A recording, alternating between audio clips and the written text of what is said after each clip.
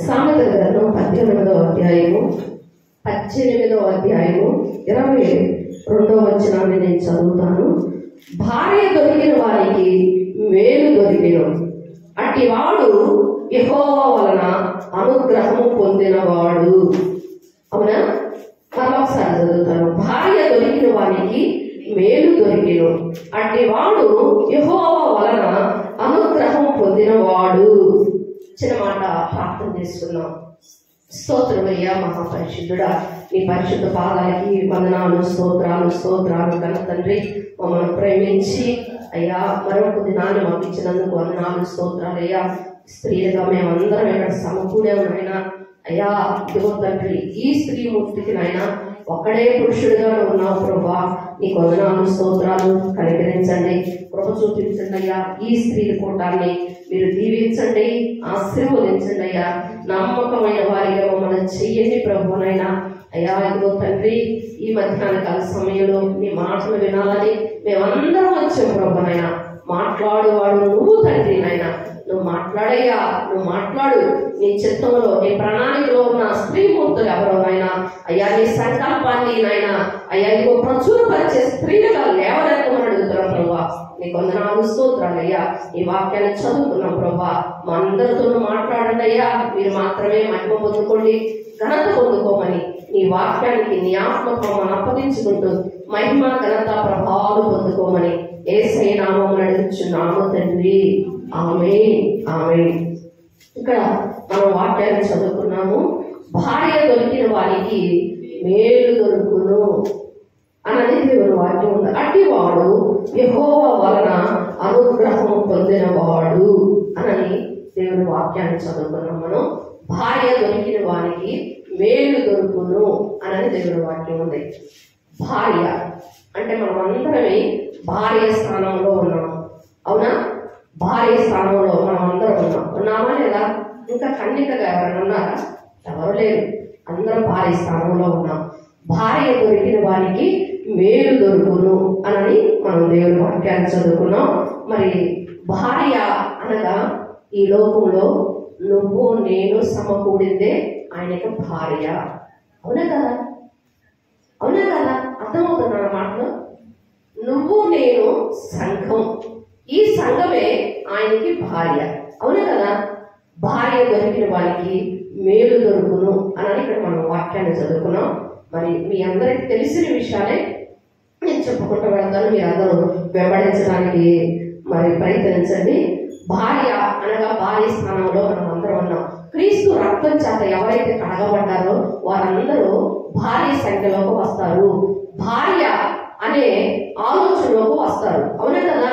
భార్య అనగానే సంఘమే ఆయన భార్య. అవునా? అగాపే సంఘమేనా? కాదు, సార్వత్రిక సంఘము ఆయన భార్య అన్నమాట. అయితే ఆ భార్య గురించి దేవుడు మనతో మాట్లాడుతున్నాడు. ఏంటంటే భార్య దొరికిన వారికి మేలు దొరుకును అనేది దేవుడి వాక్యం ఉంది. మరి దీన్ని ఇంకా లోతుగా పెడితే మరి 2 రోజులు 3 రోజులు మెసేజ్ అవ్వచ్చు. అవునే కదా? ఆయనకు భార్య కావాలంటే పరలోకంలో ఏం జరిగింది, ఆయనకు భార్య కావాలంటే భార్య కోసం ఆయన ఏమి చేశాడు, ఆయనకు భార్య కావాలంటే భూలోకంలో నుంచి ఆయన భార్య ఎందుకు ఏర్పడాలి. అవునా కదా? చాలా పొడవాటైన మెసేజ్. ఆసక్తిగా ఉంటే పాస్టర్ గారు మనం 3 రోజులు స్త్రీల కోపం పెట్టుకుందాం అంటే చక్కగా పెట్టుకుందాం. ఓకేనా? చక్కగా పరిశుద్ధాత్మ దేవుడు మనతో మాట్లాడతాడు. కాబట్టి భార్య దొరికిన వారికి మేలు దొరుకునని దేవుడి వాక్యాన్ని మనం చదువుకున్నాం. భార్య అనగా మనం అందరమే కలిసిందే ఆయనకి వధువు, ఆయనకి భార్య అన్నమాట. అయితే ఆ భార్య మొదటిగా ఏమి చేయాలంటే అదే సామెతల గ్రంథము 2వ అధ్యాయము, నాతో పాటు వాక్యంలోకి ఫాలో అవడానికి ప్రయత్నిద్దాము. సామెతల గ్రంథము 2వ అధ్యాయము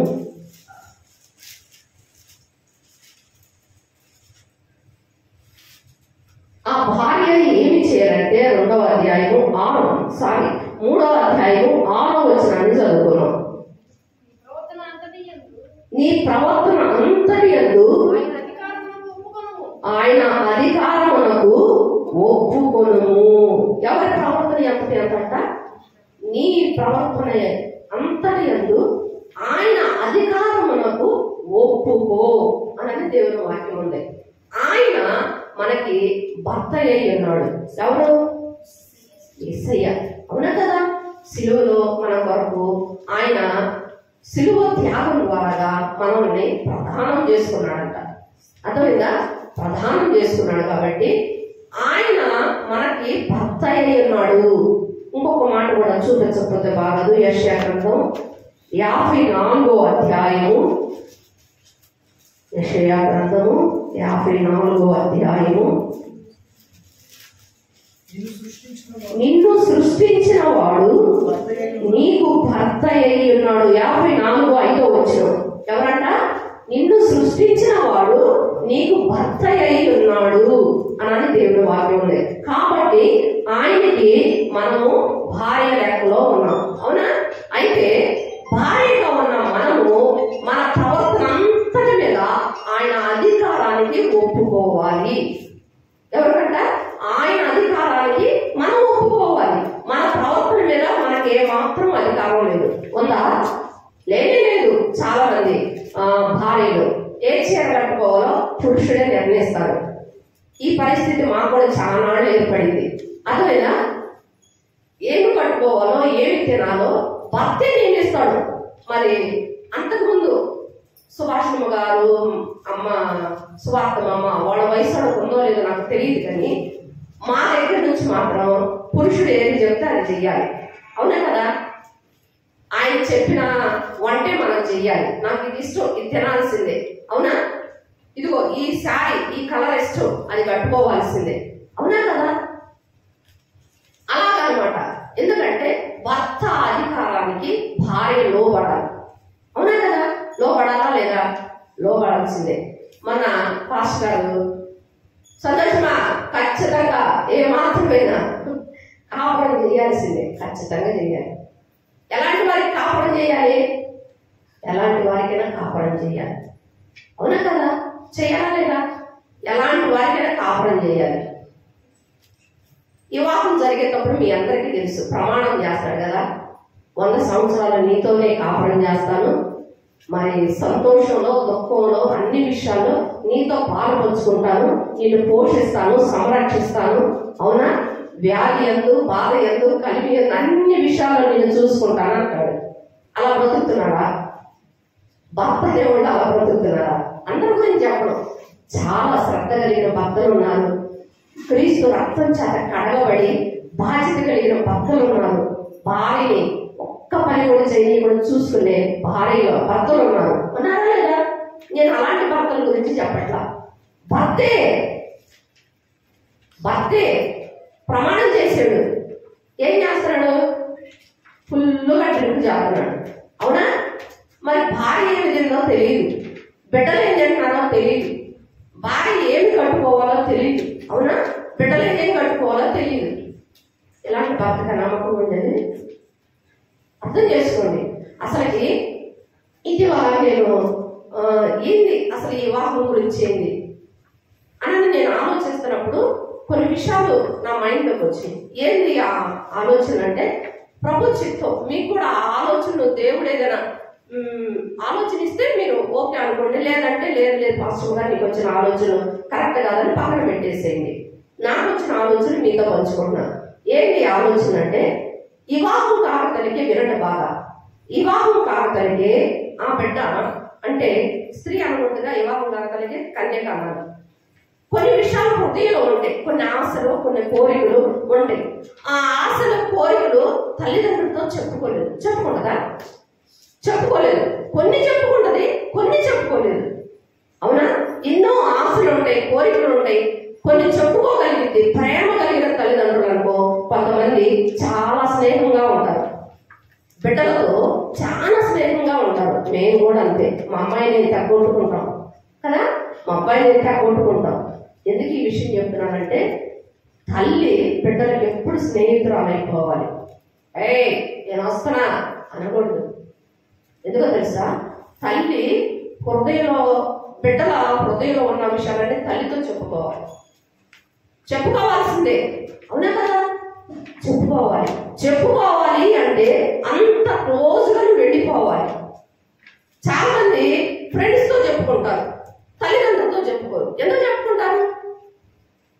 తల్లిదండ్రులతో చెప్పుకోరు, ఫ్రెండ్స్ తో ఎందుకు చెప్పుకుంటారు అంటే వాళ్ళు క్లోజ్ గా ఉండబెట్టి కదా. అంత క్లోజ్ గా తల్లి కూడా వెళ్ళిపోవాలి. అటువైనా ఏది దాయకూడదు బిడ్డ. అంత ప్రేమ కలిగిన వారైనా సరే ఇంకా కొన్ని విషయాల్లో తల్లికి దాసింది. అంటే నాకు పరిశుద్ధాత్మదేవుడు తెలియపరిచిన విషయాలు ఇటీవల అన్నమాట. చాలా మాటలు నన్ను పీడించింది, చాలా బాధ కలిగింది. అంత ప్రేమగా ఉన్నా కూడా కొన్ని విషయాలు తల్లితో చెప్పుకోలేదు, తండ్రితో చెప్పుకోలేదు. అవునే కదా? కన్యాత్వంలో ఉన్న మగపిల్లలైనా కావచ్చు, ఆడపిల్లలైనా కావచ్చు. అయితే ఏదో దిన వాళ్ళకి వివాహం జరిగిందనుకో, ఆ వివాహానికి ముందు ఆ బిడ్డ ఏం ఆలోచించుతో తెలుసా? నా వివాహం అయినాక నా భర్తతో నా హృదయంలో ఉన్న విషయాలన్నీ చెప్పుకోవాలి. అవునా? నా కోరికలన్నీ తీర్చుకోవాలి, నా ఆశలన్నీ తీర్చుకోవాలి. నేను మన బిడ్డలకు పెళ్ళిండని అంతకుముందు నేను మన సంఘ బిడ్డని అడిగాను, అమ్మా నీకు వివాహం చేయాలనుకుంటున్నావు, ఎలాంటి వ్యక్తి కావాలి నీకు అని నేను అడిగితే అమ్మ ఏం చెప్పిందో తెలుసా? నన్ను కారులో తిప్పేవాడు కావాలి పాస్టర్ గారు, నన్ను బడి మీద తిప్పేవాడు కావాలి పాస్టర్ గారు, నాకు ఇంట్లో వంట చేసేవాడు కావాలి పాస్టర్ గారు, ఎక్కడికంటే అక్కడికి నా భర్త నన్ను తీసుకెళ్ళాలి, బీచ్కి తీసుకెళ్ళాలి, షాపింగ్ చేయించాలి, అవునా, నా కోరిక కొనాలి, ఇవి నా కోరికలు, అలాంటి భర్త కావాలి అంటే నేను చాలా సంతోషించాను. కానీ ఆ బిడ్డకి అలాంటి భర్త దొరకలా. ఎందుకు ఈ విషయం చెప్తున్నానంటే, అప్పుడు నేను ఆలోచిస్తున్నప్పుడు ఇలాంటి ఆశలు కోరికలు ఉంటాయి కదా.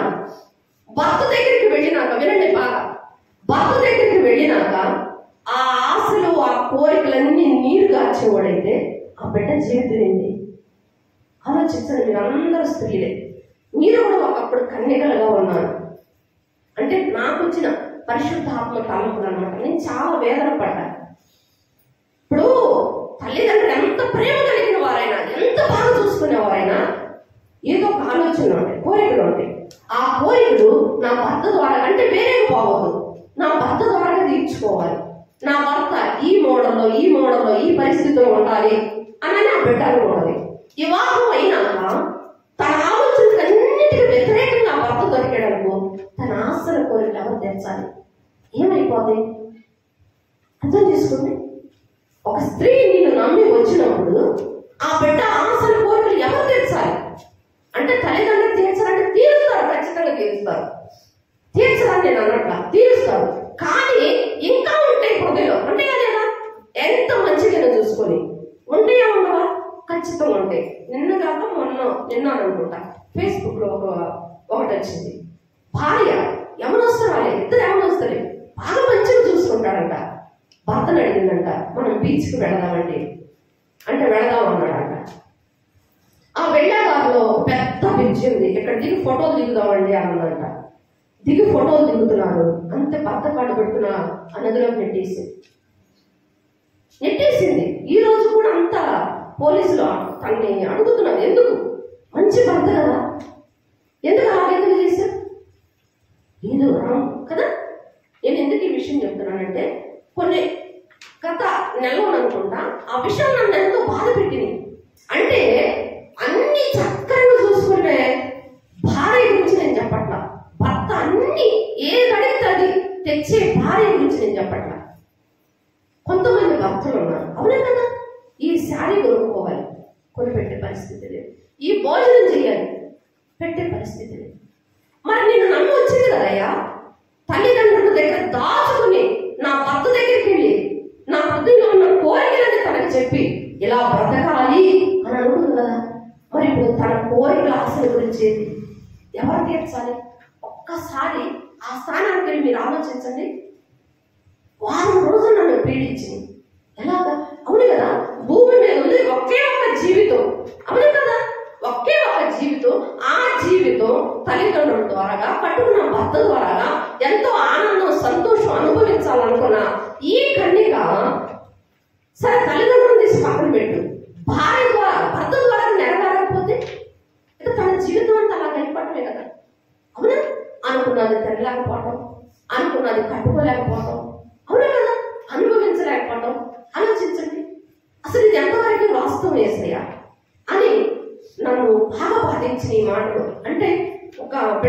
దగ్గరకు వచ్చి ఏడ్చి చెప్పినప్పుడు దాని గురించి నేను చాలా ఆలోచించినాక నేను దేవుడు కూడా అడగటం ప్రారంభించాను అనమాట. అప్పుడు పరిశుద్ధాత్మ దేవుడు నాతో చెప్పాడు అనమాట, లోకంలో ఇవన్నీ సహజమే. అర్థమైందా? భార్య భర్త ప్రమాణం చేస్తారు, ప్రమాణాన్ని నిలుపుకుంటారా? ఎంత మంచి భర్త అయినా సరే, ఎంత మంచి భర్త అయినా సరే, అంత మంచి భర్తకి ద్రోహం చేసే భార్య లేదంటావా? చాలా మంది లోకపరంగా అంటారు, మంచి గూట్లోకి ఇంకోటి ఉండదానని చెప్తారు. అవునా కదా? మంచి భర్త దొరికాడంటే మంచి భార్య దొరకదు. అవునా కదా? వివాహం అయిన కానించి తను చనిపోయే లోపు భర్తకి ఎక్కడ అన్యాయం చేయలేదా? నమ్మకస్తురాలు బ్రతికిందా? నమ్మకమైన భార్యకి అపనమ్మకస్తుడైన భర్త దొరికాడు, వాడు నమ్మకస్తుగా ఉన్నాడా? ఆలోచించండి. ఎందుకంటే చాలా ఆశల కోరికలు స్త్రీగా మనలో అడుగంటిపోతాయి. అవునే కదా? ఎందుకంటే క్రీస్తు ప్రేమను అర్థం చేసుకోలేక, దేవుడు వాక్యాన్ని హృదయంలో తీసుకోలేక, యేసయ్య కొరకు నమ్మకంగా బ్రతకలేక, దేవుడు వాక్యం చెప్పినట్టు ప్రవర్తించలేక, అవునా కదా? వీటన్నిటి గురించి నేను ఆలోచించినప్పుడు దేవుడు నాకు ఎన్నో విషయాలు నేర్పాడు అనమాట. అవును పురుషుడైనా మోసం చేయొచ్చు, స్త్రీ అయినా మోసం చేయొచ్చు, కానీ క్రీస్తు రక్తం చేత కడగబడిన ప్రతి ఒక్క సంఘ వధువు ఎప్పటికీ మోసగింపబడదు. అర్థమైనా? ఎవరైతే క్రీస్తు రక్తంలో చేర్చబడి క్రీస్తు సంఘంలో భారీ సంఖ్యలో చేర్చబడిందో తనకి దేవుడు ఏది తక్కువ చేయడు. ఏదైనా తక్కువ అవుతుంది అనుకుంటే నీకు ఆయనకి సంబంధం సరిగా ఉందో లేదో చూసుకో. అవునా కదా? భార్య దొరికిన వారికి మేలు దొరుకును అని అనుకుంది.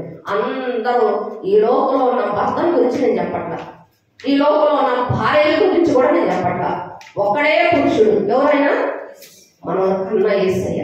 ఆయన కనుక భార్య సంఖ్యలో ఉంటే నువ్వు మాత్రం మేలు చేసేదానిగా ఉండాలి. ఆయన మాత్రం నీకు ఎప్పుడు మేలు చేయక మానడు. అర్థమైందా? అయితే నీ ప్రవర్తన అంతటి మీద ఆయన అధికారానికి ఒప్పుకోవాలి. మన ఇష్టం అంటే ఏమి లేదు. అవునా కదా? భర్త కోరికలు, భర్త ఆలోచనలు, భర్త ఇష్టము, అవునా, నెరవేరుస్తామో లేదు అవన్నీ అనవసరం. కానీ ఖచ్చితంగా ఈ భర్తకు మాత్రం మనం లోబడితే మనకు మేలే కానీ కీడే ఉండదు. అవునా కదా? కాబట్టి భార్య దొరికిన వారికి మేలు దొరుకును, అది యెహోవా వలన మాత్రమే అనుగ్రహం పొందిన వాడు అని దేవుని వాక్యం ఉంది. అనుగ్రహం పొందాడు ఎవరు వలనంట? యెహోవా వలన. ఎవరంట? యేసయ్య. అనుగ్రహం పొందుకున్నాడు ఎవరి కోసం? భార్య కోసం. భార్య దొరికింది ఆయనకి. అయితే ఆ భార్య సంఖ్యలో నువ్వు సరి అయిన కణంగా ఉన్నావా? మనల్ని మనం పరీక్షించుకోవాలన్నమాట. అర్థమేనా? మనల్ని మనం పరీక్షించుకోవాలి. నిజమైన భార్య సంఖ్యలో నేనున్నానా లేదా అని మనం అందరం చూసుకోవాలి. ఇంకొక మాట కూడా చూద్దాము. భార్య అంటే ఎవరు? సామెతల గ్రంథం 12వ అధ్యాయం 4వ వచనాన్ని చదువుకున్నాం. యోగ్యురాలు తన పెనిమిటికి కిరీటము. ఎవరంట? యోగ్యురాలు తన పెనిమిటికి కిరీటము. ఎవరు కిరీటం అవుతారు? ఎవరు యోగ్యురాలు అవుతారు? భార్య ఎవరికి దొరికింది? భార్య దొరికిన వారికి మేలు. ఈ విషయాలనే నేను చెప్పట్లా. ఎందుకు తెలుసా? మనం అందరం ఇంతకు ముందు విన్నాము, మనం అందరం రక్షణ పొందిన వారని. ఈ మాటలు ఎవరికి చెప్పాలంటే బయటోళ్ళకి చెప్పాలి. భార్య ఎవరికి కావాలి? భర్త ఎవరు? అసలుకి యోగ్యురాలంటే ఎవరు? అవునా? కాబట్టి మీరు అందరూ అర్థం చేసుకుంటారని నేను చెప్పుకుంటా వెళ్తున్నాను. యోగ్యురాలు తన పెనిమిటికి కిరీటము. మొదటిగా మన ప్రవర్తన అంతటి మీద ఆయన అధికారానికి మనం ఇష్టపడాలి. వినండి బాగా, అర్థమైనా? ఆయన అధికారానికి మన ప్రవర్తన మీద మనము ఇష్టపడాలన్నమాట. అంత మాత్రమే కాదు, కానీ భార్య దొరికిన వారికి మేలు దొరుకును అంటే ఆ సంఖ్యలో నువ్వు కూడా ఉండవు, ఆ సంఖ్యలో నేను కూడా ఉన్నా. అంత మాత్రమే కాదు, కానీ ఇక్కడ మనం చదువుకున్నాం మాట ఏంటంటే యోగ్యురాలు తన పెనిమిటికి కిరీటము. వాక్యాన్ని ఖచ్చితంగా చూడండి, ఎవరు నిర్లక్ష్యంగా ఉండదు. యోగ్యురాలు తన పెనిమిటికి కిరీటము అంటే యేసయ్యకి మనం కిరీటాల వలె ఉండాలి. కిరీటము వలె ఉండాలి. అవునా కదా? భార్య సంఖ్యలో ఉంటే మనం యోగ్యురాలుగా బ్రతకాలి. ఆ యోగ్యురాలు ఎవరంట? భర్తకి కిరీటము అని దేవుని వాక్యం ఉంది. అక్కడే మనం చదువుకున్న 18వ అధ్యాయంలో ఇంకొక మాట కూడా చదువుకున్నాం. 14వ వచనం, 19, 14 సామెతల గ్రంథము 19వ అధ్యాయము 14వ వచనం. గృహమును విత్తనమును పితరులిచ్చు స్వాస్థ్యము సుబుద్ధి గల భార్య యెహోవా యొక్క దానము. ఎవరంట? సుబుద్ధి కలిగిన భార్య యెహోవా ఇచ్చు దానము. మనం ఉండాలి. అర్థమైందా? అలా ఉండాలి. దానము వలె మనం ఉండాలి. సుబుద్ధి. ఏ బుద్ధి అంట? సుబుద్ధి. ఏం బుద్ధి మంచిది కాదు అసలుకి. అన్నీ బాగానే ఉంటాయి కానీ ఏం బుద్ధి ఏంటో, అవునా, అంటా ఉంటాం. అయితే ఇక్కడ దేవుడు వాక్యం ఉంది కదా, సుబుద్ధి కలిగిన భార్య. అది మనమందరం కూడా క్రీస్తులో సంఘములో సుబుద్ధి కలిగిన భార్య సంఖ్యలో మనమందరం ఉండాలి. అర్థమైనా? మనమందరం కలిసిందే అని భార్య. సార్వత్రిక సంఘం కలిసిందే భార్య.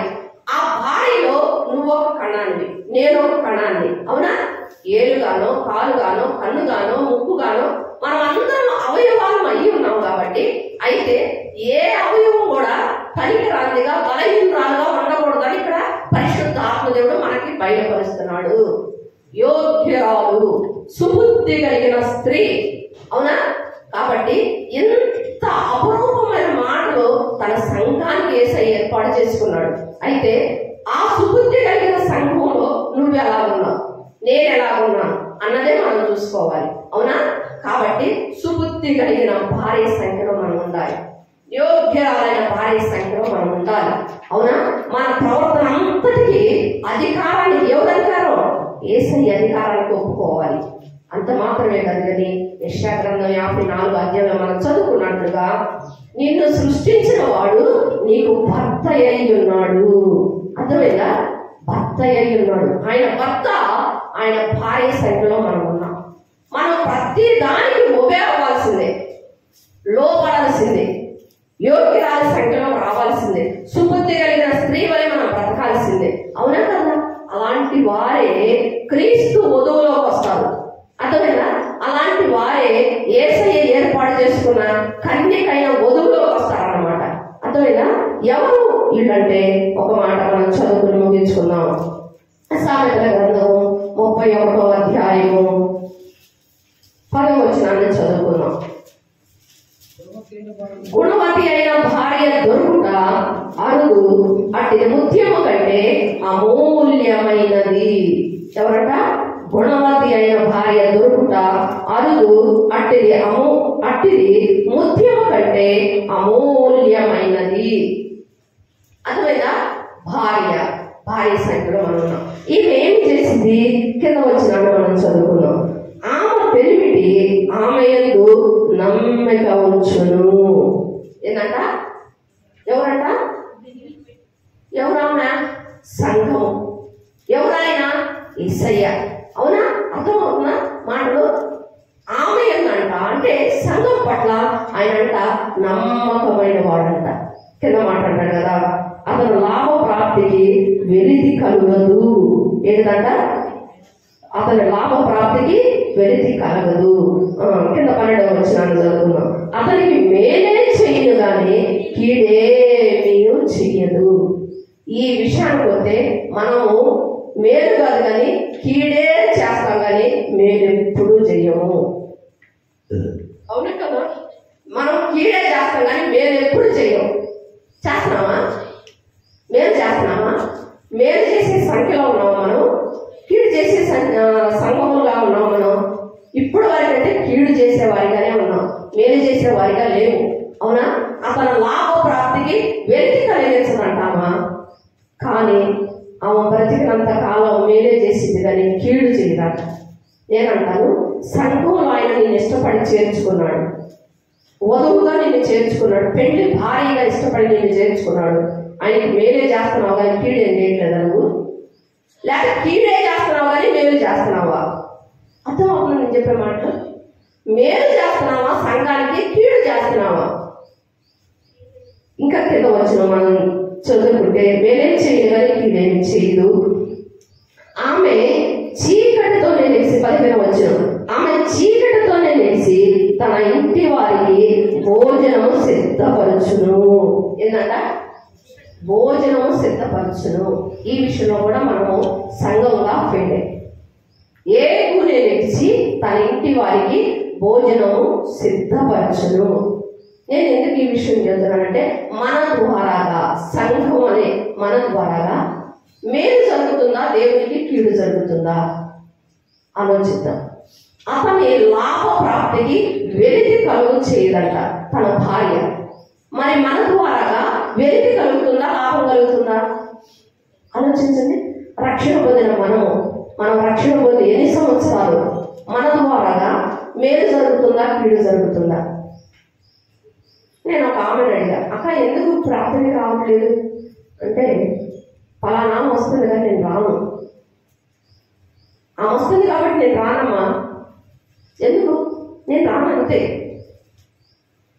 ఆమె పరిస్థితి ఆమెకి నాకు పట్ల అర్థమైనా.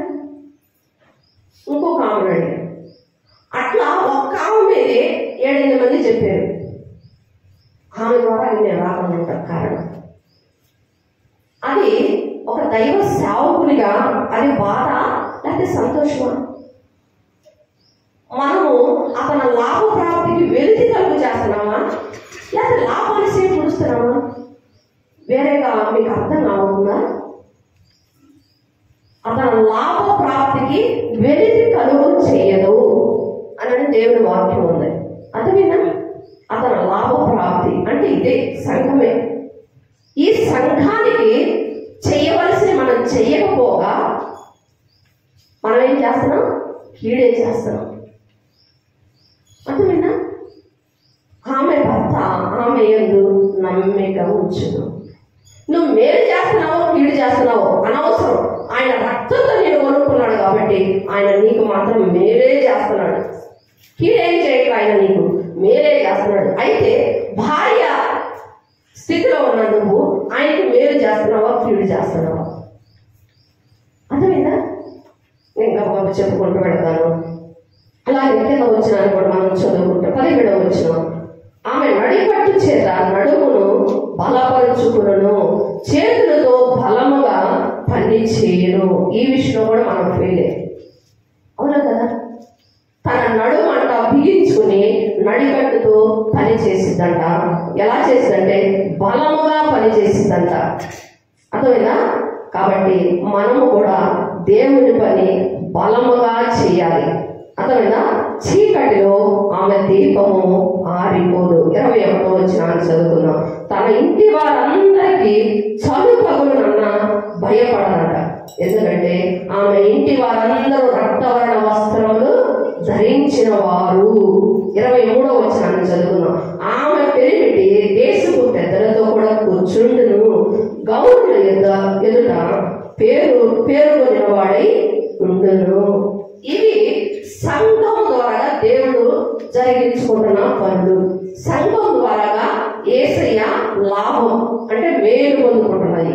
ఆ సంఘంలో ఉన్న మనము మన ద్వారా ఏం జరుగుతుంది? అవునా కదా? ఎప్పుడైతే మనము దేవుని పనికి వెలితి లేకుండా పని చేస్తామో, మనం నడుము బిగించుకుని బలముగా యేసయ్య పని చేస్తామో, నేను పై చెప్పుకుంటూ పోతున్నా. అర్థమైందా? ఎవరైతే అలాగూ నేను దేవుని సంఘంలో ఒక బిడ్డని, నేను దేవునికి ఒక భార్య స్థానంలో ఉండాలి, నేను దేవునికి నమ్మకంగా ఉండాలి అని ఎవరైతే దేవుని ఆత్మ కలిగి దేవుని పని చేస్తారో, అర్థమైందా? వారు తన ఇంటి వారికి చక్కగా భోజనం ఏర్పాటు చేసుకుంటారంట. ఏ కూలి వేసి తన కుటుంబం కొరకు భోజనం సిద్ధపరచుకుంటారంట. అంత మాత్రమే కాదు కానీ ఆమె భర్త పెద్దలు అంటే గౌరులు అంటే ఏదో నాకు తెలియదు, ఆ గౌరుల దగ్గరంట పేరు పొందుకుంటాడంట. అర్థమైందా? అంత మాత్రమే కాదు కానీ కింద వచ్చిన కూడా ఉంది కదా, ఆమె కూడా అంట గౌరులు లేదా పేరు పొందిద్దంట. అర్థమైందా? కాబట్టి 25వ వచనం, బలమును ఘనతను, ఆమెకి వస్త్రములను, ఆమె రాబో కాల విషయంలో నిర్భయముగా ఉండును. ఎవరు ఏమంటే కష్టపడి పనిచేసాము.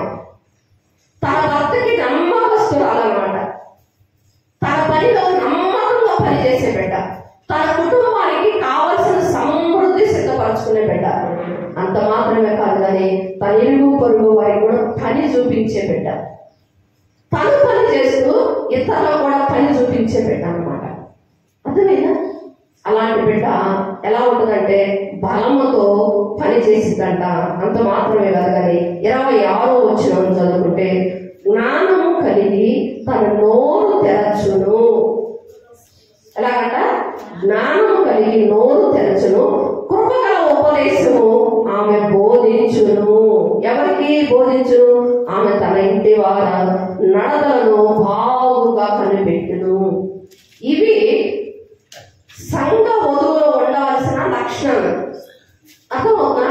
మనం సంఘమేనా కాదా? వారానికి వచ్చే సంఘమా? లేదు లేదు, ప్రతి దినం వెంబడించే సంఘ బిడ్డలు నేను అంటారా? ప్రతి దినం వెంబడించే బిడ్డలు, దేవుని వాక్యాన్ని తీసుకునే బిడ్డలు, దేవుని పరిచర్య కొరకు పాపులాడే వారికి ఈ మాటలు అర్థమవుతాయి, ఈ మాటలు వర్తిస్తాయి. అంత మాత్రమే కాదు కానీ ఆయన పని ఒకటి భూమి మీద జరుగుతుంది. ఆ పనిలో ఎక్కడ లోపం లేకుండా, ఆ పనికి వెలితి కలగకుండా పనిచేసే వారికి ఈ వాక్యం ఆమోదింపబడింది అనమాట. ఆఖరిగా ఒక మాట చదువుకుందాం. 30వ వచనం, 31వ వచనం. అందము మోసకరము, సౌందర్య వ్యర్థము, యెహోవా యందు భయభక్తులు కలిగిన స్త్రీ కొనియాడబడును.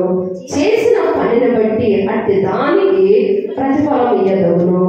గౌరవుల యొద్ద ఆమె పనులు ఆమెను కొనియాడును. ఇవి సంఘానికి యేసయ్య ఇచ్చిన గొప్ప మేలు అన్నమాట. అయితే ఈ పనులన్నీ మనం చేయాలి. ఈ పనులన్నీ మనం చేయాలి. ఈ మెసేజ్కి అంశం ఏంటంటే, ఆమె బ్రతికినంత కాలము క్రీస్తుకు మేలే చేయను కానీ కీడేమీ చెయ్యదు. అర్థమైందా? మనం మేలు చేస్తున్నామో కీడు చేస్తున్నామో మనకే తెలుసు. మన ఆత్మీయ జీవితానికి నా ద్వారా ఎంతవరకు దేవుని పని జరుగుతుంది, నా ద్వారా ఎంతవరకు దేవుని పని జరుగుతుంది అన్నది మన ఆత్మీయ జీవితానికి మనకే తెలుసు. కానీ యేసయ్య అన్నాడు కదా, ఈ పనులు చేస్తే నిత్యం యెహోవా చేత కొనియాడబడతారు. అంత మాత్రమే కాదు కానీ మీరు చేసిన పనులంట గౌరవుల యొద్ద పేరు పొందుతాయి అని దేవుని వాక్యం ఉంది. అయితే ఇంతవరకు మన ద్వారాగా నష్టమే కలగవచ్చు, అన్యాయమే జరగవచ్చు, అవునా? అయితే ఎక్కడి నుంచైనా మనం ప్రార్థన చేసుకున్నాం. ప్రభువా, నువ్వు మమ్మల్ని బలపరిచావయ్యా, అర్థమైనా? నీ ద్వారా నేను నమ్మకం కలిగి ఉన్నాను. నా పనిలో నువ్వు ఎక్కడ నష్టం చేయలేదు, నాకు లాభమే చేకూర్చావు అని మమ్మల్ని బలపరిచావు. కాబట్టి మేము బ్రతికినంత కాలము నీకు మేలే చేస్తామయ్యా, కీడు చెయ్యం. ఈ మెసేజ్ ద్వారా మనం టర్న్ అవ్వాలన్నమాట. దేవుని పని కోసమే, అవునా? దేవుని పని ఈ లోకంలో రాజ్య వ్యాప్తంగా పని జరగాలి. కాబట్టి దానికి నువ్వు నేనే కారుకురాలుగా ఇలా కనుక మనము ప్రార్థన చేసి పని ప్రారంభిస్తే ఆ కింద 30వ అధ్యాయము 31వ వచనం అది మనకు వర్తించింది. క్రీస్తు రక్తం చేత కడగబడిన సంఘానికి వర్తించింది. ఎవరంటామా? యెహోవా యందు భయభక్తులు కలిగిన స్త్రీ అని ఉంది. అవునా కదా? మనమందరం యెహోవా పట్ల భయభక్తులు కలిగిన వారేనా? భయం ఉందా? భక్తి ఉందా? భయము భక్తి ఉంటే మిమ్మల్ని ఇంకొక సహోదరులు చెమ్మారండి, ప్రార్థనకు రండి అని పిలవాల్సిన పని లేదు, ఇంకొకటి పిలవాల్సిన పని లేదు. అవునా కదా? నీకు దేవుడి పట్ల మంచి అభిప్రాయం, దేవుడి పట్ల ప్రేమ, దేవుడి పట్ల మంచి ఆత్మీయత, భక్తి, భయం ఉంటే ఈ దినము ఎక్కడ ప్రార్థన? నా వంతుగా నేను వెళ్ళాలి. పరిశుద్ధులందరూ అక్కడ కూడి ప్రార్థన చేస్తారు, స్తుతిస్తారు, దేవుని వాక్యాన్ని ప్రకటిస్తున్నారు. నేను కూడా పాలు పొందాలి. అక్కడికి వెళ్ళి నా వంతుగా నేను ప్రార్థన చేయాలి. నా వంతుగా క్రీస్తు పరిచర్యలో నా హస్తం కూడా ఉండాలని నువ్వే పనైనా చేసుకోవచ్చు, కానీ క్రీస్తు పని కోసం పరుగులు వేయాలి. నాకు ఇంకా చెప్పలేదే, నన్ను పిలవలేదే అంటే నువ్వు క్రీస్తు వధువులో ఉన్నావో లేదో ఒకసారి ఆలోచించుకో. అవునా కదా? ఇక్కడ మనం చదువుకున్న వాక్యం అంతా మీకు ఎంతవరకు అర్థమైందో నాకు తెలియదు, కానీ యేసయ్య మనల్ని ఆనంద చేస్తున్నాడు అనమాట. అవునా కదా? మనం ఎంత పని చేసామో అనవసరం, కానీ నువ్వు చేసిన పని ద్వారా అక్కడ గౌరవ దగ్గరంట పేరు పొందుకుంటున్నాను, నేను పొందుకుంటున్నాను, నువ్వు పొందుకుంటున్నావు, నువ్వు చేసిన పనులు కూడా ప్రకటింపబడతాయి. అది మనం దేవుడు పురికొల్పుతున్నాడు అనమాట, లేవనెత్తుతున్నాడు. మన ఆత్మీయ జీవితాన్ని మన వైపు నుండి చూసుకుంటే నేను యేసయ్యకి ఏమాత్రం సరిగా బ్రతకలేకపోతున్నాను. అవునా కదా? నేను సరిగా బ్రతకలేకపోతున్నాను, యేసయ్య చెప్పినట్టు బ్రతకలేకపోతున్నాను. దేవుడు నన్ను ఎంతగా మెచ్చుకుంటాడా, ఇంతగా నన్ను దేవుడు ఇష్టపడుతున్నాడా అనేది మనం అర్థం చేసుకుంటాం. అవునా కదా? కానీ ఈ వాక్యం మనల్ని నష్టం గురించి కాదు కానీ ప్రోత్సహిస్తుంది. ఇంకా ముందున్న దినాల్లో ఈ వాక్యము మనందరి జీవితంలో నెరవేర్చబడును కాక. నెరవేర్చబడాలి. ఈ వాక్యము మనందరి జీవితంలో నెరవేర్చబడాలి. అయితే ఒకటి, దేవుని పట్ల భయము భక్తి కలిగి కనుక ఉంటే నీ ద్వారా 10 మంది వస్తారు, నీ ద్వారా 10 మంది వస్తారు. అవునా కదా? వస్తారా? వస్తారు. దానికోసం ప్రార్థన చేసుకో, దానికోసం ప్రయాసపడు. అలాగంటే మరి ఎట్ట పాస్టర్ గారు, నేను ఎళ్ళాము తిరిగి పిలవాలా? ఎళ్ళాము తిరిగి పిలవాలా? లేదు బిడ్డ, నేను మీ అందరికీ వచ్చి పిలిచానా? ఎంత సంఘం కావడానికి నేను వచ్చి పిలిచాను. బిడ్డకు వచ్చి ప్రార్థన చేసుకో, ప్రార్థన చేసుకో. ప్రభువా, నేను కూడా నీ వధువులో ఒక అవయవాన్ని అయితే నా ద్వారా కూడా నీ పని జరగాలయ్యా, నా ద్వారా కూడా నీ పని జరగాలి. నువ్వు దేవుని ప్రణాళికలో దేవుని చిత్తంలో లేవనుకో, నువ్వు ఇక్కడ రక్షణ పొంది ఉండవు. నువ్వు రక్షణ పొందావు అంటే క్రీస్తు వధువులో నిన్ను చేర్చుకున్నాడు. వధువులో చేర్చుకోవటమే కాదు, కానీ ఆ వధువుకు కావలసిన సమస్తము నీ ద్వారాగా, నా ద్వారాగా, నా ద్వారాగా, నా ద్వారాగా ఏర్పడాలి. ఏంటి ఏర్పడాలి అంటే ప్రార్థన చేసే పని నీకు ఇచ్చాడేమో, వాక్యం చెప్పే పని ఇచ్చాడేమో, సాక్ష్యం చెప్పే పని ఇచ్చాడేమో, ఆత్మను సంపాదించే పని ఇచ్చాడేమో. అలా కాకుండా యేసయ్య సిలువను చూపించే పని ఇచ్చాడేమో. దేవుడు నీకు ఈ పని అప్పగించాడు, ఆ పనిని ప్రార్థన పూర్వకంగా తెలుసుకుని ఆయన సంఘాన్ని అభివృద్ధి చేయడానికై నువ్వు పని చేయాలి, నేను పని చేయాలి. అప్పుడే యెహోవా యందు భయభక్తులు కలిగిన స్త్రీ కొనియాడబడుతున్న సంఖ్యలో మనం వస్తాం అన్నమాట. అప్పుడు ఆమె బ్రతుకు దినములన్నిట ఆయనకి మేలే చేయదు కానీ కీడేమీ చేయదు. ఎవరికి? ఇప్పుడు చేస్తున్న ఆయన కానే కాదు, మనం సృష్టించిన వాడు మీకు భర్త అయ్యన్న మాట మనలో నెరవేర్చబడాలి. ఆయన రక్షించుకున్నాడు కదా, గొప్ప రక్షణ మనకి ఇచ్చాడు కదా. మరి ఆ రుణాన్ని ఎలా తీర్చుకుంటారు? ఎలా తీసుకుంటావు? చాలా మంది భర్తలు నమ్మకస్తులుగా ఉంటారని చెప్పి మధ్యలో విడిచిపెట్టి వెళ్ళిపోతే కుటుంబాన్ని పోషించుకోండి కదా. ఎంతో బాధ్యత కలిగి పని చేసుకుంటున్నావు. నిన్ను నువ్వు పోషించుకుంటా, బిడ్డను పోషించుకుంటా, కుటుంబాన్ని చూసుకుంటా, ఎంతో బాధ్యత కలిగి ఉన్నావు. అంత బాధ్యత క్రీస్తు సంఘంలో మనకు లేదా? మనం చెయ్యాలా లేదా? ఆయనైతే విడిచిపెట్టాడేమో కానీ ఈయనైతే మనలో ఉన్నాడు, మన ముందున్నాడు, మన చుట్టూ ఉన్నాడు. ఆయన మీద ఆధారపడి ఆయన మీద ఆనుకుని నడిచేవారు వారు ఎప్పుడు ఎదవరాళ్ళు కాదు, వంటలు కాదు, భర్త లేని వారు కాదు, వారు నిజమైన బాధను కలిగిన వారు. అర్థమైందా? అన్ని విషయాల్లో ఆయన ఆదుకుంటాడు.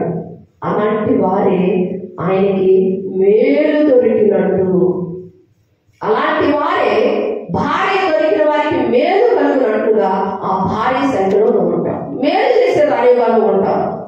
కాబట్టి మనమందరం ప్రార్థన చేసుకోవాలి. నిన్ను ప్రోత్సహిస్తున్నాడు పరిశుద్ధాత్మదేవుడు. అర్థమైనా? నీ బ్రతుకు దినములన్నిట ఆయనకి మేలే చేయాలని కీడు చేయకూడదు, కీడు చేయకూడదు, మేలే చేయాలి. ఏంటి ఆ మేలు? ఏం మేలు చేయాలి అంటే నేను ఇప్పుడు చెప్పినట్టుగా నువ్వు ప్రార్థన చేస్తావో, పాట పాడతావో, సాక్ష్యం చెబుతావో, సువార్త చెబుతావో, క్రీస్తు శిలువనెత్తి చూపిస్తావో, ఆయనకి దేవుడు నీకు ఏ వరం ఇచ్చాడో ఆ వరములో నువ్వు బ్రతికినంత కాలం ఆయనకి మేలే చెయ్యి, కీడు చేయబాక. అతడిగా మంగమూరు దేవదాస్ శంకర్ అన్నాడట, ఆయన చేసిన శిలువ త్యాగము నా జీవితంలో కాకూడదు, తుప్పు పట్టకూడదు అన్నాడట. అతను నేను చెప్పిన మాట మొగమూరు దేవదాసయ్య గారు అన్నాడంట, యేసయ్య ఈ లోకానికి వచ్చి చేసిన సిలువ త్యాగము నా జీవితంలో వృధా కాకూడదు, తుప్పు పట్టకూడదు అన్నాడంట. చాలా మంది జీవితంలో వృధా అయిపోతుంది, తుప్పు పట్టిపోతుంది కదా. ఎందుకు పొందుతారో రక్షణ తెలియదు, పొందిన రక్షణలో విలువ తెలియదు వారికి. అసలు ఎందుకు నీడలో మునిగి లేచానో వారికి తెలియదు. ఒకవేళ నేను నీడలో మునిగి లేచాను అనుకుంటారు, కానీ ప్రతి దినము క్రీస్తు రక్తంలో కడగబడి క్రీస్తు రక్తం చేత బ్రతకాలి. అర్థమేనా? ఇటీవల భక్తుడు అన్నాడు కదా, రక్షణ పొందిన ప్రతి బిడ్డ నేను బ్రతకాలని ప్రభు దగ్గరికి రాకూడదంట. దేవుడు నన్ను బ్రతికించాడు కాబట్టి అనేక మంది నేను బ్రతికించాలి అని అడుగులేయాలంట. అర్థం నేను చెప్పిన మాట. ఒక సావుడు చెప్పాడు మా ఇంటి వారు, నేను బ్రతకాలి అనని నువ్వు దేవుడి సన్నిధికి రావద్దు, నేను బ్రతకాలి అనని నువ్వు రక్షణ పొందొద్దు, యేసయ్య కాడికి రావద్దు. దేవుడు తన కృప చొప్పున అనాది ప్రణాళిక చొప్పున నన్ను ఏది కోరుకుని రక్షించాడు కాబట్టి నువ్వు అనుకోలే రక్షణ పొందుతానని. అనుకున్నావా?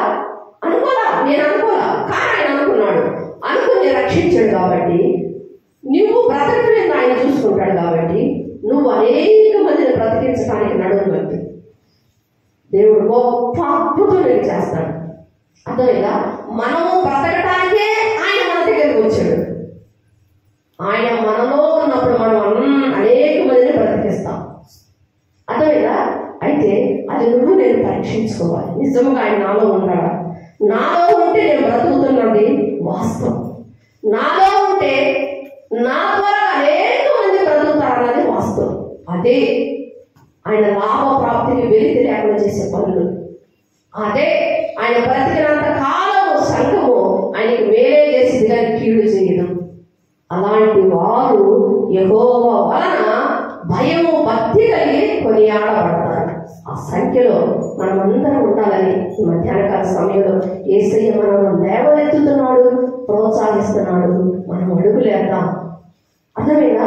నువ్వు ఒక్కడు వెయ్యి 100 అడుగులు ఆయన వేస్తాడు. ఎందుకో తెలుసా? నిన్ను బ్రతికేస్తున్నాడు కాబట్టి అనేక మంది నీ మీద ఆధారపడి బ్రతకాలనుకుంటున్నారు.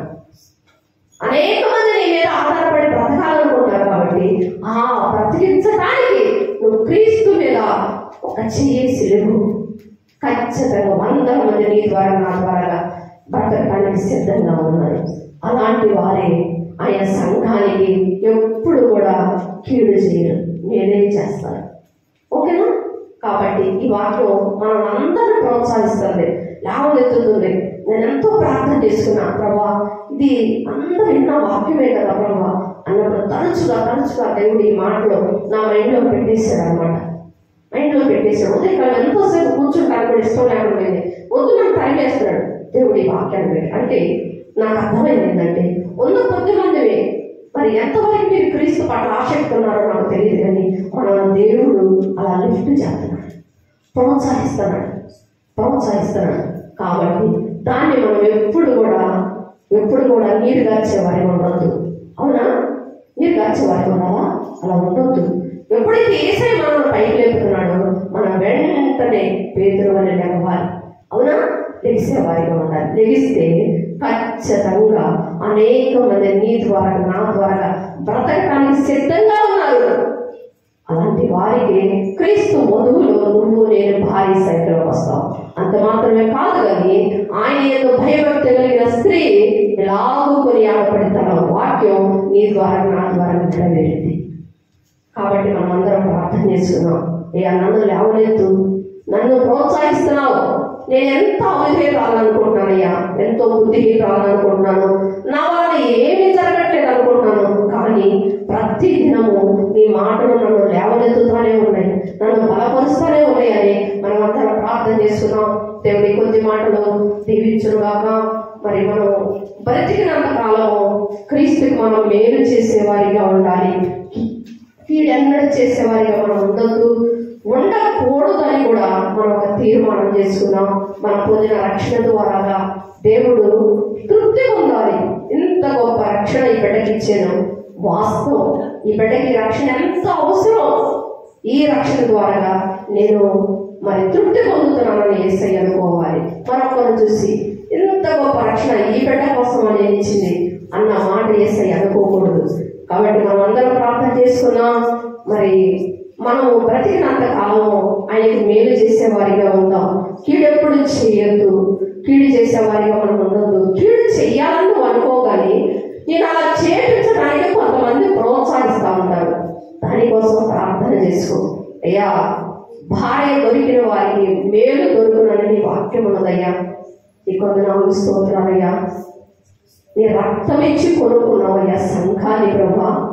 ఆ సంఘములోనైనా నేను కూడా నమ్మకమైన భార్య సంఖ్యలో ఉండాలయ్యా. మేలు చేసే భార్య సంఖ్యలో నేను ఉండాలయ్యా. వధువుగా ఈ లోకంలో ఒక స్త్రీ తన్ను తాను అలంకరించుకుంటుందయ్యా. ఆ అలంకరణలో నేను కూడా ఉండాలయ్యా. నీ వాక్యంతో నేను నాయన సిద్ధపరచుకున్నప్పుడు ఆ అలంకరణలో నేను కూడా ఉంటానయ్యా.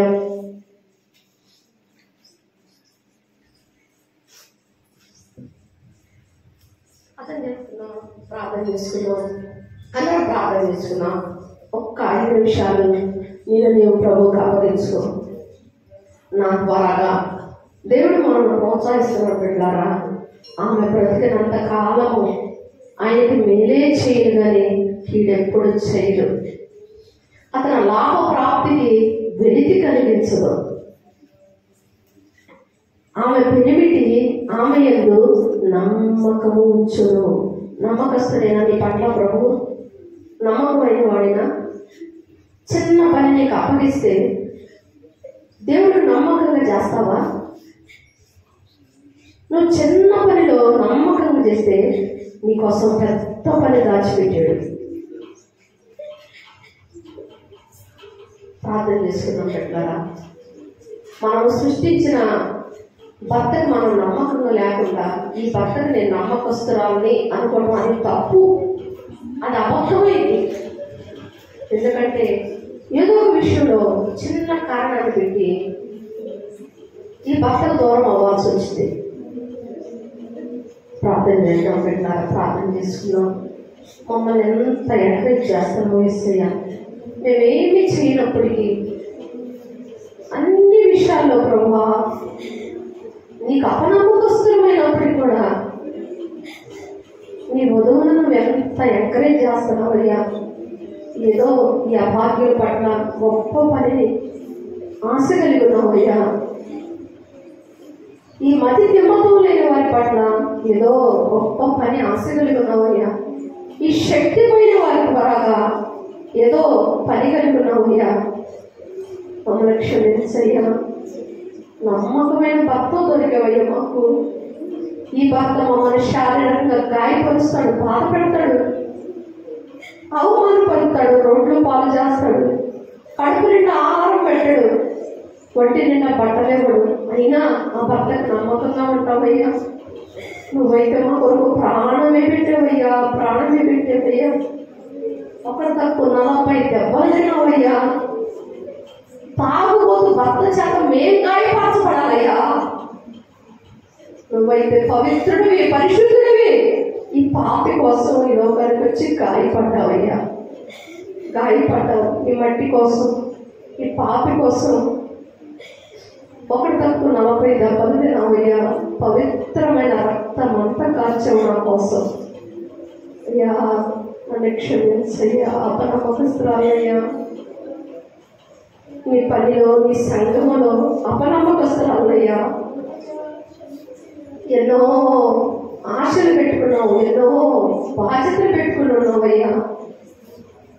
మేమేమో అడ్డం వచ్చినాయి అన్ని ఎదురు పెట్టుకుని కూర్చున్నామయ్యా. ఇశ్రాయేలు నా మాట వింటే నీకు ఎంత మేలయ్యా అన్నావయ్యా. తండ్రి మమ్మల్ని క్షమించయ్యా. ఈ పరిస్థితిలో నేనా ఒకే ప్రార్థన చేద్దాం వెళ్ళారా. సంవత్సరం ద్వారా గొప్ప ప్రణాళిక కలిగి ఉన్నాడంట యేసయ్య. ఇశ్రాయేలులందరికీ క్షేమము, రక్షణ కలగాలి, ఫిలిష్తీయులు నశించిపోవాలని యెహోవా దేవుడు అనుకుని సంసను పుట్టించాడంట. అయితే మధ్యలో కొన్ని ఆటంకాలు, అడ్డులు జరిగినప్పటికీ ఆఖరి దినాన్నైనా దేవుని ప్రణాళిక చిత్తం నెరవేర్చడానికి పెట్టారా ఆ అభిషేకం కావాలని ప్రార్థన చేస్తున్నాం. అయ్యా నీ కొందనాలు స్తోత్రాలు ప్రభువా. దాగోను దేవత గుడికి కట్టేసినప్పుడు కళ్ళు పోయి తండ్రి అంత ఎంట్రుకలన్నీ తీసివేయబడి నీ ఆత్మ కోసం అల్లాడుతున్నాడంట. అయ్యా ఈ ఆఖరి టైంలో నీ ప్రణాళిక నెరవేర్చడానికి ఒక్కసారి నీ శక్తి నా మీద విడుదల కావాలయ్యా. 55 సంవత్సరాల సేవా జీవితం, ఎన్నో ఆత్మను కోల్పోయాం, ఎంతో పరిచర్య కోల్పోయాం అంటారా. నీ ప్రవర్తన వల్ల, నా ప్రవర్తన వల్ల, నీ నోటి మాట ద్వారా, నా నోటి మాట ద్వారా ఎన్నో ఆత్మలు పోయి ఎంతో పరిచర్య దెబ్బతింటాయి. ప్రార్థన చేసుకున్నాం. ఆనాడు ఎంత నష్టం చేసిన సంసోన్ని ఒక్కటే చూసేది, అతను బ్రతిమలాడుట, కన్నీరు గార్చుట, రోధించుట జ్ఞాపకం చేసుకుని మరలా ఎంట్రుకను మలవడానికి కృపణించాడంట. మరలా బలమైన పరిశుద్ధాత్మనిచ్చాడంట. తన బ్రతికి ఉన్న దానికంటే తన మరణ దినాల్లోనే ఫిలిష్తీయులంతా నశింపజేశాడంట. అట్టి అభిషేకం నాకు అయ్యా, అట్టి ఆత్మ నాకు అయ్యా. ఎంతో పాడు చేశాను, పునాదులుగా ఉన్న నేను ఎంతో పని పాడైపోయిందయ్యా, పని పాడైపోయింది. నువ్వు మా కోసం ఎదురు చూస్తున్నావు, సమీపాన్ని ఉన్నావు తండ్రి, మమ్మల్ని క్షమించయ్యా, క్షమించయ్యా. ఈ కొద్ది మందివే తండ్రి, 12 మంది భూలోకాన్ని తల్ల క్రిందలు చేశారటయ్యా తండ్రి. ఇక్కడ ఎవరి కాలంలో నా కుమారుల మీద, కుమార్తెల మీద నా ఆత్మను కుమ్మరిస్తానన్నావు కదయ్యా. నా దాసుల మీద, దాసురాళ్ళ మీద నా ఆత్మను కుమ్మరిస్తానన్నావు కదయ్యా. పరిశుద్ధ ఆత్మదేవా, ఒక్కసారి నీ ఆత్మ భక్తులు మా మీద మండును కాకయ్యా. నీ ప్రణాళిక, నీ చిత్తం ఏ బిడ్డ ద్వారా ఎంత కలిగి ఉన్నావోనైనా అది నెరవేర్చే సామర్థ్యం మాకు అయ్యా తండ్రి. నీకు వందనాలయ్యా. 90 ఏళ్ల వయసులో తండ్రి స్త్రీ ధర్మం అంతా పాడైపోయినప్పటికీ శారమ మీదకి బలమైన ఆత్మ వచ్చిందంటయ్యా. అవయవాలన్నీ బలపరచబడి సంకల్పం, ప్రణాళిక నెరవేర్చి సాధించావు కదయ్యా. అయ్యా మమ్మల్ని కూడా జ్ఞాపకం చేస్తాయా. ప్రభుత్వంలో ఉన్న మా అవయవాలను జ్ఞాపకం చేస్తాయా. ఒక్కసారి మా తల్లి శారం మీదకి వచ్చిన నీలాంటి అభిషేకం మా మీదకి కూడా రావాలయ్యా తండ్రి. నీకు వందనాలు, వందనాలు, వందనాలయ్యా. మా ముందు ఎలాంటి భయంకరమైననైనా ప్రాణులు ఉన్నప్పటికీ అయినా పరిశుద్ధాత్మ గిరిచేతనైనా అవి మట్టుమయం అవుతాయి కదయ్యా. మన జ్ఞాపకం చేసుకయ్యా. ఈ స్త్రీలు కూడా జ్ఞాపకం చేసుకయ్యా. మమ్మల్ని ప్రోత్సహించినందుకు వందనాలయ్యా. భార్య దొరికిన వారికి మేలు దొరుకును, అట్టి వాడు యెహోవా అనుగ్రహం పొంది ఉన్నాడని నువ్వు మాతో మాట్లాడావు ప్రభువా. భార్య స్థితిలో ఉన్న మేమునైనా ఎలా బ్రతికితే నీకు భారీగా ఉంటావు ప్రభువనైనా కొన్ని విషయాలను మాకు చూపించినందుకు వందనాలయ్యా. గుణవతి అయిన భార్య కొనుక్కుంట అరుదు అని నీ వాక్యం ఉన్నదయ్యా. గుణవతి అయిన భార్యగా మేము ఉంటానికి నీ కృపగా ఇచ్చేయ్యా. వచ్చిన మా పిల్లలందరినీ దీవించండి, ఈ సంఘాన్ని బలపరచండి నాయన. అనేక మందికి ఆశీర్వాదకరంగా, దీవెనకరంగా, ఈ ప్రాంతానికి గొప్ప ఉజ్జీవకరంగా ఉండను కాకనైనా బిడ్డలందరినీ దీవించండి ప్రభువా. నీ వాక్యంతో నింపండి. నీ వాక్యపు బలమునైనా ఈ లోకంలోనైనా మేము విరజిమ్మును కాకనైనా ఆశీర్వదించండి అయ్యా. సత్తు గల చోటనైనా ఓ తండ్రి నీ వెలుగును ప్రకాశించేవారిగా మమ్మల్ని చేయ్యా. నీ కొందరు కూడి వచ్చిన మమ్మల్ని అందరినీ దీవించండి. నీ మాటలు మరయవలే హృదయంలో దాచుకునేవారిగా చేయ్యా. నీ కృపతో నింపండి. వచ్చిన ప్రతి కుటుంబం దీవించబడును కాకనైనా, బలపరచబడును కాకనయ్యా. ఈ స్త్రీల కూటమైనా నానాటికి అభివృద్ధి అవును కాకనైనా అయ్యా.